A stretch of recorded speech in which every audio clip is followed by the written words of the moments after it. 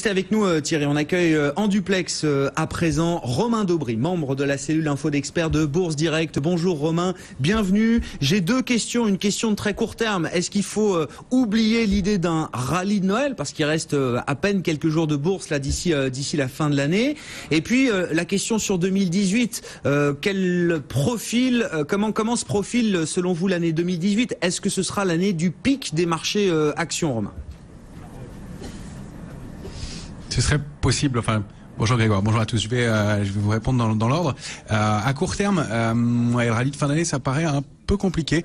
Un marché solide, c'est certain. On en a eu une bonne preuve vendredi dernier au moment de l'échéance des marchés dérivés.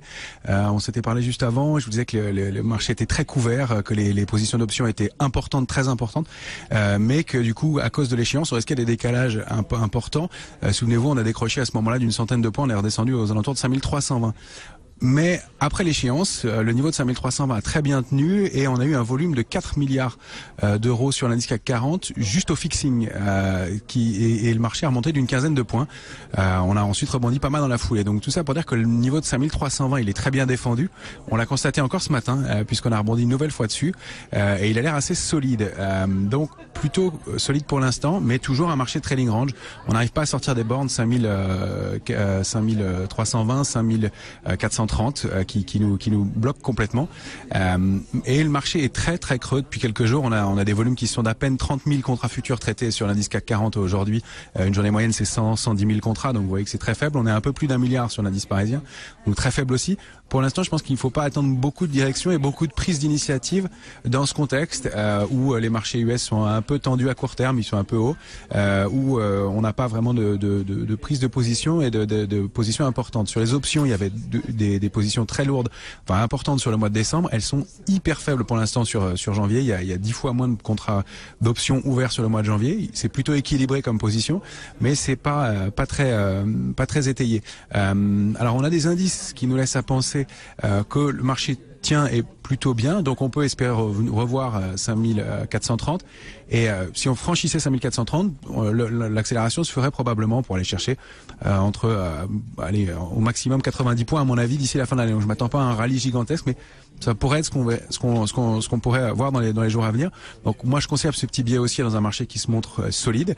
Ça c'est à court terme.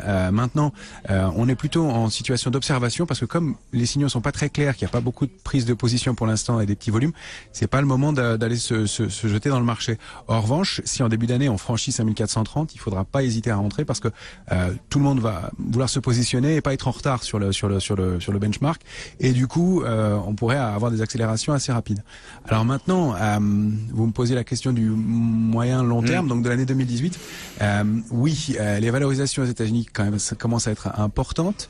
On n'est pas dans un contexte d'euphorie encore, on est dans un contexte prudent. On observe que le marché peut être dangereux et que voilà, on est sur des plus hauts. Maintenant, en termes de cycle et d'excès, on pourrait, si on continue à monter dans ces proportions-là sur les marchés américains, construire les conditions d'une euphorie en 2018. Donc moi je serais pas surpris qu'on aille voir une dernière jambe de hausse avec un peu d'euphorie justement dans le courant de l'année pour toucher un point haut et un point haut assez significatif compte tenu de l'accélération qu'on a connue dans les mois précédents. Maintenant, ce qui est en tout cas très très probable, c'est un retour de la volatilité dans l'année à venir. Le marché était plutôt calme et plutôt avec une volatilité faible. On est en dessous de 10, aux alentours de 10 aujourd'hui. Donc le marché est plutôt prudent mais assez complaisant. Il faudrait pas que ça continue trop parce que sinon on va construire les conditions de ça. Moi je table plutôt sur un mouvement de hausse et un point haut en 2018 qui serait assez significatif. Ouais. Bon voilà, ça c'est un peu la toile de fond évidemment. Alors après c'est facile de dire ça en amont. Enfin non, c'est très très difficile de dire ça plutôt en amont. On verra comment est-ce que les choses se déroulent par rapport à ce scénario un peu général qu'on a tous en tête finalement sur la volatilité. Vous aussi sur les marchés obligataires, sur les marchés de taux, Thierry Sarl chez CPR Asset Management, c'est une quasi certitude qu'on aura plus de volatilité qu'on a eu ces derniers temps. Voilà, pour le coup on est vraiment sûr de rien depuis quelques années, mais a priori, compte tenu des niveaux que l'on a observés sur l'année 2017, on devrait quand même avoir une remontée de la volatilité. Et c'est vrai que, ne serait-ce que par la diminution de la présence de la Banque Centrale Européenne l'année prochaine sur les marchés de la dette en zone euro, on a quand même un facteur de soutien qui va être assez significativement réduit.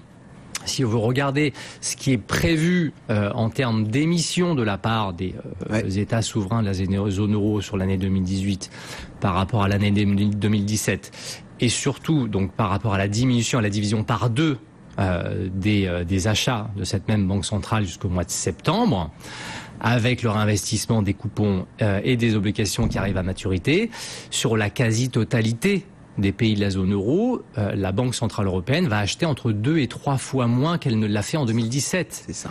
Donc forcément, à un moment, ça va peser.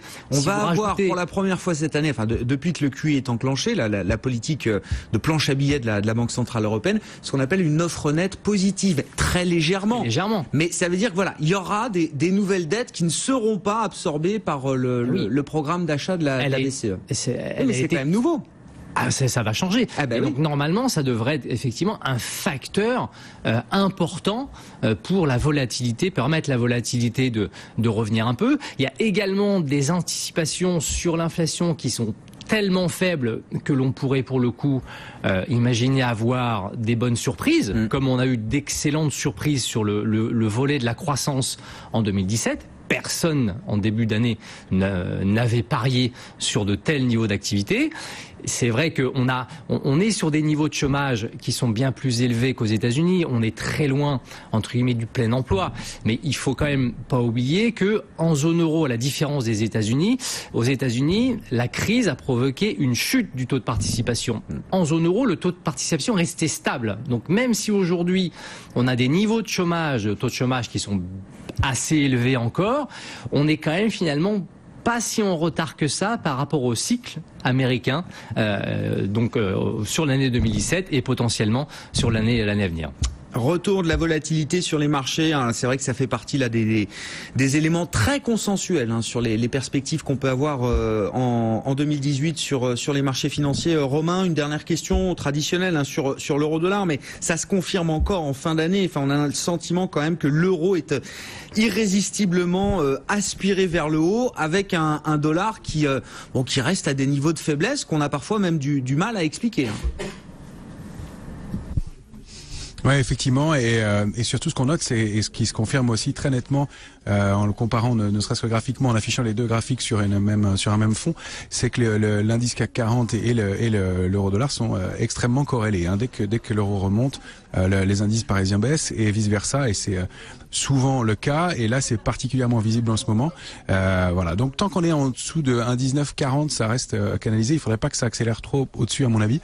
Sinon, ça pourrait vraiment pénaliser le mouvement actuel, qui est plutôt un mouvement de solidité et de rebond sur des points bas. Donc en stratégie, donc d'acheter les points bas sur l'indice parisien. Un élément aussi qui donne un tout petit peu d'indice quant à la solidité du marché parisien, c'est que la position ouverte, donc le nombre de contrats à terme sur l'indice parisien avait baissé régulièrement depuis le mois de mai. On est de l'ordre de 20% de moins de contrats que par rapport au mois de mai. Mais depuis décembre et l'échéance janvier aussi, il y a une vingtaine de milliers de contrats en plus sur l'indice parisien, donc sur l'indice CAC 40. Donc il y a un tout petit peu plus d'intérêt. Ça, c'est peut-être un signe de stabilité. Encore une fois, il ne faudra pas que l'euro vienne contrer cette possibilité de rebond, parce que ça nous pénaliserait franchement, et on le constate très clairement.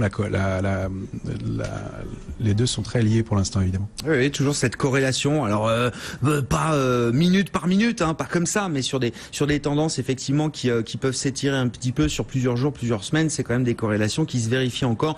L'euro-dollar qui a tapé 1,19 hier, on est un petit peu en dessous actuellement, 1,1870 pour un euro, et les marchés qui sont légèrement positifs. On tente un petit rebond, un timide rebond sur le CAC 40 en progression de 0,3%. Merci beaucoup, messieurs. Romain Daubry qui est avec nous en duplex, Bourse Direct, et Thierry Sarr qui nous accompagnait en plateau, CPR Asset Management. Une pause et on prend la direction de New York dans un instant pour retrouver sur place Grégory Volokin.